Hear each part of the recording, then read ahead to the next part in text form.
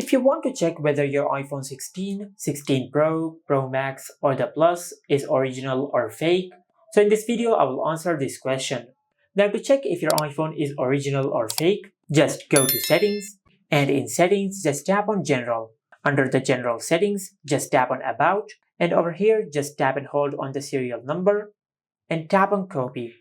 After you copy the serial number, then go to your home screen and open the Safari web browser. Now in the search bar, just search this. Then open this website. Now from this list, just select your country or region.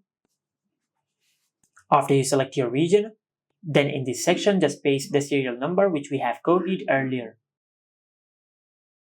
After you do that, then tap on Submit. Now on this screen, you will find the details of your iPhone. Now just check that the model number, the serial number, and the version of your iPhone are exactly the same as your iPhone. And you can also check the purchase date and the warranty coverage of your iPhone. And if you find the details of your iPhone over here, this means that your iPhone is original. And if you do not, this means that your iPhone is not original or if it is fake. Just like that. And this is how you can check whether your iPhone 16, 16 Pro, Pro Max, or the Plus is original or fake. Make sure to like, comment, and subscribe. Thank you for watching.